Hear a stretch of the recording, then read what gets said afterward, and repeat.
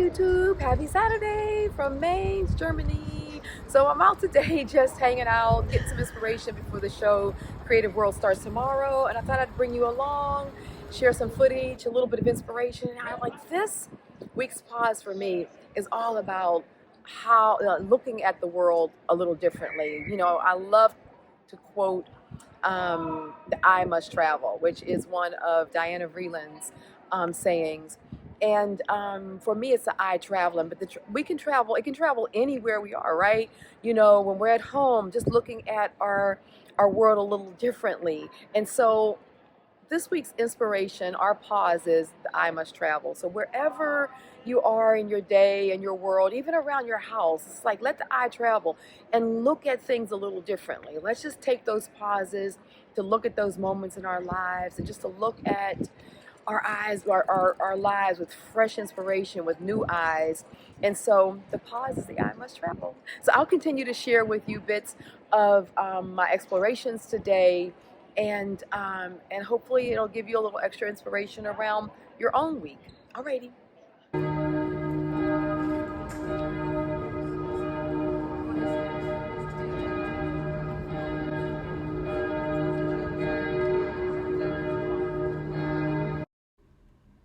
One of my absolute favorite things to do when I visit European cities is I head straight for the old churches, the cathedrals, the duomos. I think the architecture, the sculpture, the type of design patterns that are in these cathedrals are absolutely inspiring. There's just so much texture, and I get so many ideas for my own artwork when I visit these amazing structures. Another opportunity to really just take a moment and pause when I go into these cathedrals is the sanctuary where they have the votives, and I always stop and light a candle for my brother and my dad, um, who loved to travel, was very close with, and you know, just sort of stop, and it's sort of a tradition of mine. It's my way of bringing them along with me and just remembering the joy and the those amazing moments that I had with them. So I always pick a special spot and light a candle and just think of them.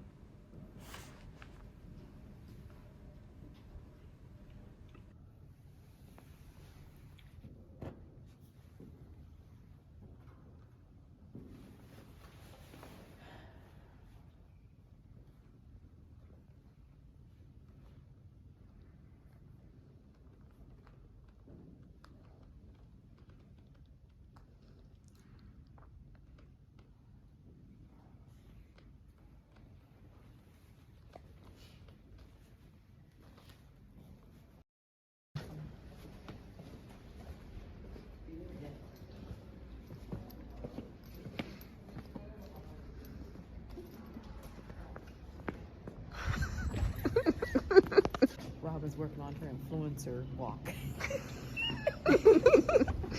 This is a video, you know. I'm gonna put this in the video. I'm gonna put this in the vlog too. Oh, superstar. Miss. Yeah, oh yes. Yes, I am.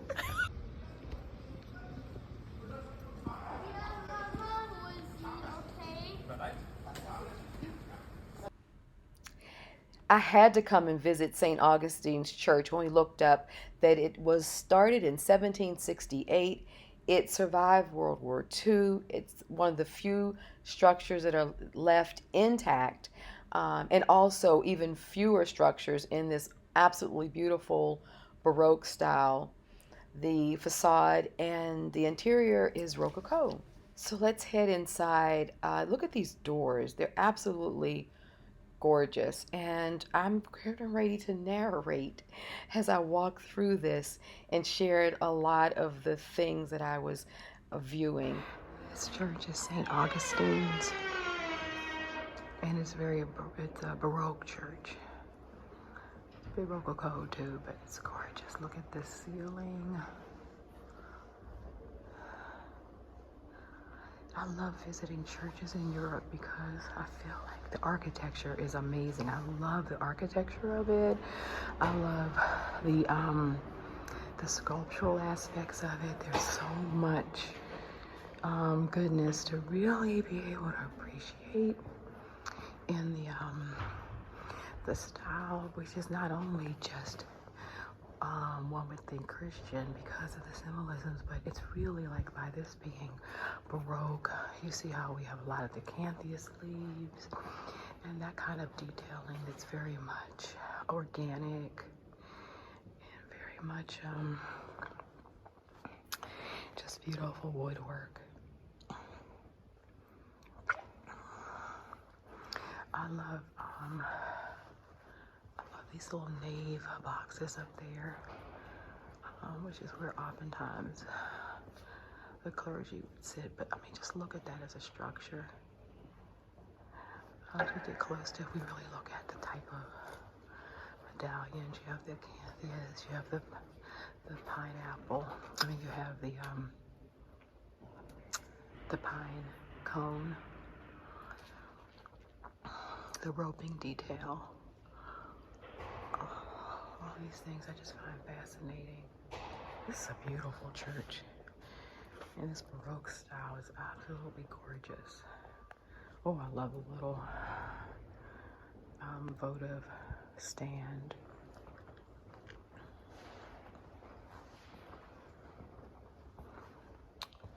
And we can see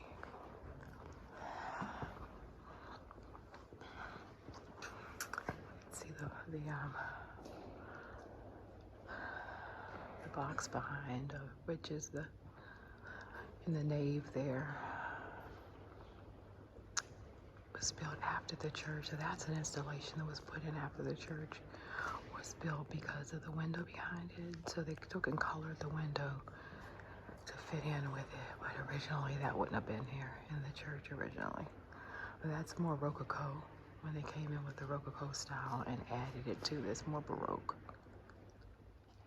It's beautiful. Look at the chandeliers. It's beautiful chandeliers in the church, which is once again very, very Baroque, very French. So this is very much a French-inspired cathedral because of the Baroque style is part of the French. Here we have the organ box. But this ceiling, look at this ceiling. It's just amazing. So I'm heading now over to the Gutenberg Museum. We've been all over Mainz today. It's been really lovely hitting a lot of the churches. We have another one to go to. We're gonna go to St. Stephen's because they have the Chagall windows, but we're going into the Gutenberg now. And they have supposedly 2 of the original printed Bibles that were, I think 54 were among the first ones. So being a book artist and what have you, a printmaker, one must come and see the original Gutenberg Bibles. Oh, look at that cool chair made out of books. It's like a sculpture. So cool. All right, heading inside. In 1948, I accompanied Gutenberg back to Mainz. I heard of his efforts of finding affluent partners. He took on loans and joined forces with the entrepreneur Johann Fust. This was the launch of a major project, printing the Bible. It was quite a risk to print such a long text. From the materials up to the individual processes, everything had to be newly conceived and planned. The Bible text was divided into sections. Und hier auf die Lettern auftragen. Heutzutage benutzen wir Farbroller aus Gummi. Vielen Dank. So, wie gesagt, heutzutage benutzen wir Farbroller aus Gummi, aber Gummi gab es zu Gutenbergs Zeit einfach noch nicht. Und wie Sie hier sehen, kann ich damit schön gleichmäßig die Farbe auftragen und muss dann glücklicherweise kein Hundeleder mehr verwenden. So, dann wird nur noch schnell alles zusammengesetzt. Und an so einer Druckerpresse hat man immer zu zweit gearbeitet.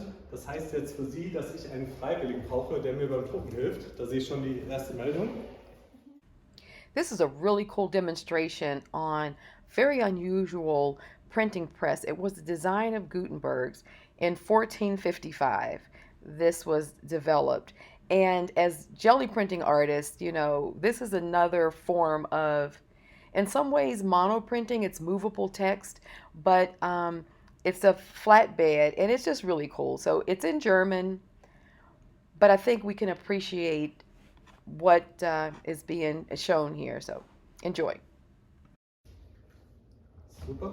Dann halten Sie bitte einmal hier und hier oben fest und klappen das Ganze komplett zu.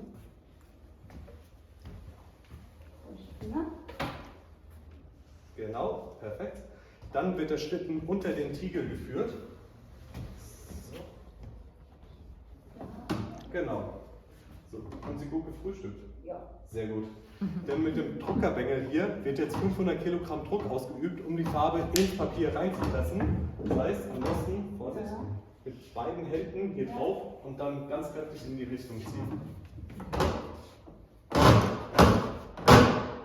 Mehr! Okay, kurz loslassen bitte. Ja, man hat es gehört, schon mal ein super Zeichen. Oh, das haben wir wieder mal gedruckt. Das haben Sie gerade gedruckt? Ja. Super Ergebnis. Oh, ich habe sogar noch eins mit Gutenberg zu Hause. Applaus wert. So as we're heading out of Mainz, another really fun fact.